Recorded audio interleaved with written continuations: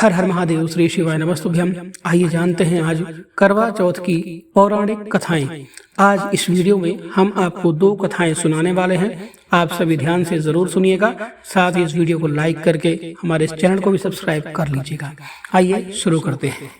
करवा चौथ की पौराणिक कथा के अनुसार एक समय की बात है जब नीलगिरी पर्वत पर पांडव पुत्र अर्जुन तपस्या करने गए, तब किसी कारणवश उन्हें वहीं रुकना पड़ा। उन्हीं दिनों पांडवों पर गहरा संकट आ पड़ा। तब चिंतित व शोकाकुल द्रौपदी ने भगवान श्री कृष्ण का ध्यान किया तथा कृष्ण के दर्शन होने पर पांडवों के कष्टों के निवारण हेतु उपाय पूछा। तब कृष्ण भगवान बोले, हे द्रौपदी, मैं तुम्हारी चिंता एवं संकट का कारण जानता हूँ।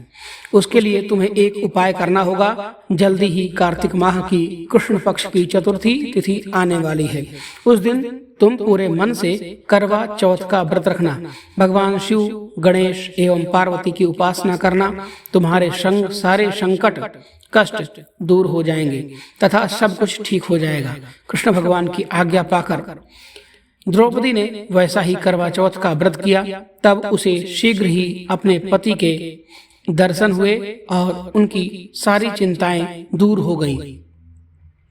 जब मां पार्वती द्वारा भगवान शिव से पति की दीर्घायु एवं सुख संपत्ति की कामना की विधि पूछी, तब शिव ने करवा चौथ व्रत रखने की कथा सुनाई थी।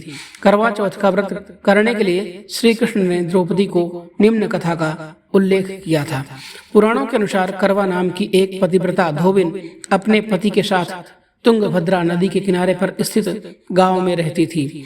उसका पति बूढ़ा और निर्बल था। एक दिन जब वह नदी के किनारे कपड़े धो रहा था, तभी अचानक एक मगरमच्छ वहां पर आया और धोबी के पैर अपने दांतों में दबाकर यमलोक की ओर ले जाने लगा। वृद्ध पति यह देखकर घबराया और जब उससे कुछ कहते नहीं बना तो वह करवा करवा करवा कहकर अपनी पत्नी को पुकारने लगा।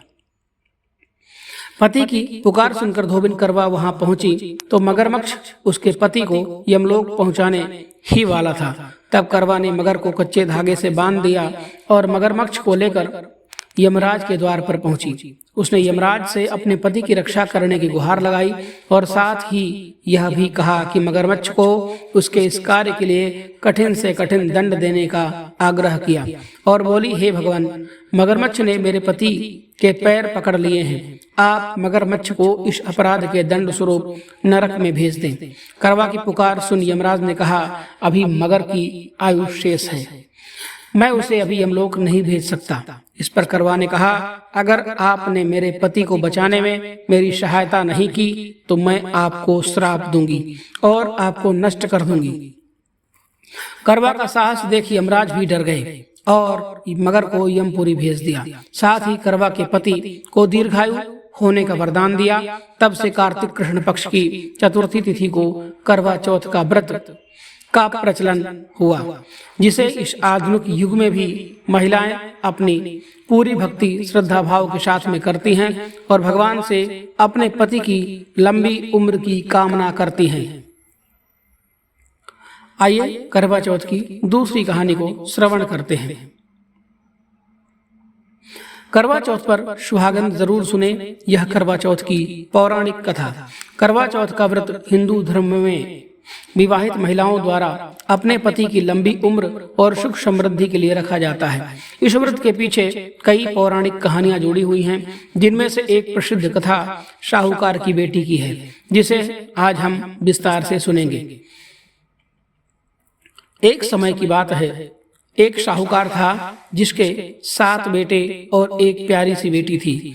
कार्तिक मास की कृष्ण पक्ष की चतुर्थी तिथि को शाहूकार की बेटी ने अपने भाभियों के साथ करवा चौथ का व्रत रखा। उसने ठान लिया कि वह चंद्रमा को अर्घ देकर ही अपना व्रत खोलेगी। दिन भर उसने व्रत के नियमों का पालन किया और चंद्रमा का बेसब्री से इंतजार करती रही। साहूकार के बेटे अपनी बहन से बहुत प्रेम करते थे। वे उसे भूख से व्याकुल नहीं देख सकते थे, इसलिए उन्होंने नगर के पास एक पहाड़ी पर दीपक जलाकर चलने के पीछे रख दिया। उन्होंने अपनी बहन से कहा, देखो बहन, चांद निकल आया है, अब तुम अपना व्रत खोल सकती हो। भाई की बात मानकर साहूकार की बेटी ने चंद्रमा को अर्घ दिया और व्रत खोलने की तैयारी करने लगी। हालांकि उसकी भाभियों ने उसे चेताया, यह तो तुम्हारा झूठा चांद है, हमारा चांद अभी निकलने वाला है। परंतु वह भूख से व्याकुल थी, इसलिए उसने भाभियों की बात अनसुनी कर दी और भोजन करने बैठ गई। पहले निवाले के साथ ही उसे छींक आ गई, दूसरे में बाल निकल आया और तीसरा निवाला उठाते ही उसके ससुराल से संदेशा आया कि उसका पति गंभीर रूप से बीमार है। वह अपने पति की स्थिति सुनकर परेशान हो गई और तुरंत ससुराल के लिए निकल पड़ी। उसकी मां ने उसे विदा करते समय कहा, बेटी, रास्ते में जो भी मिले उसके पैर छूते जाना और जो भी तुझे सदा सुहागन रहो का आशीर्वाद दे उसे अपने पल्ले में बांध लेना। साहूकार की बेटी ने मां की बातों को मान लिया और पूरे रास्ते में जो भी उसे मिला उसके पैर छूकर आशीर्वाद लेती रही। जब वह अपने ससुराल पहुंची तो देखा कि उसका पति का शव तैयार रखा गया है। उसे यह देखकर बहुत दुख हुआ। वह अपने पति के शव के पास बैठकर जोर जोर से रोने लगी और लोगों से कहा, मैं इन्हें जाने नहीं दूंगी। ससुराल वाले उसे शांत करने की कोशिश करते रहे, लेकिन वह नहीं मानी। अंततः उसे शमशान ले जाया गया, लेकिन वहां भी वह अपने पति को जलाने नहीं दे रही थी। इस पर ससुराल वाले नाराज हो गए, लेकिन उसने किसी की बात नहीं सुनी। उसने अपने पति के शव के पास एक झोपड़ी में रहने का निश्चय किया। वह दिन में 2 बार अपने पति की सेवा करती और हर चौथ का व्रत रखती। हर बार जब चौथ माता प्रकट होती तो वह उनसे अपने पति के प्राण मांगती। चौथ माता हर बार कहती, मुझसे बड़ी चौथ माता आएंगी, उन्हीं से अपने पति के प्राण मांगना। इस तरह कई चौथ माता आईं और चली गईं।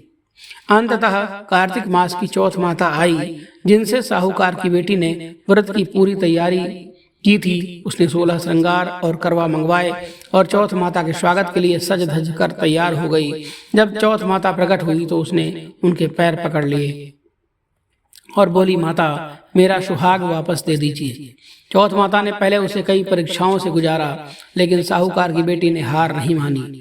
अंततः माता ने उसकी भक्ति और दृढ़ता से प्रसन्न होकर उसके पति के प्राण वापस कर दिए। माता ने अपने काजल, मेहंदी और सिंदूर से उसके पति के शरीर पर छींटा दिया, जिससे वह जीवित हो गया।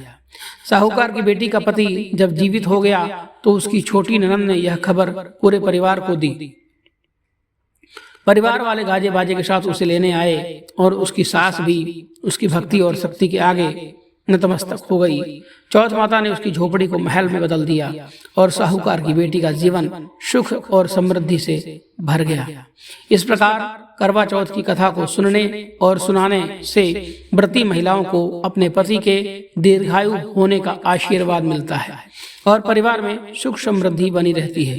यह कथा हमें यह भी सिखाती है कि सच्चे मन से की गई पूजा और समर्पण कभी व्यर्थ नहीं जाते हैं। तो आप सभी जयकारा जरूर लगाएं जय चौथ माता का। साथ ही कमेंट बॉक्स में जय चौथ माता लिखना मत भूलिएगा। साथ ही हमारे इस वीडियो को लाइक करके चैनल को भी सब्सक्राइब कर लीजिए, जिससे आपको इसी तरह की ज्ञानवर्धक कहानियां वीडियो देखने को मिलती रहें। धन्यवाद आप सभी का। हर हर महादेव।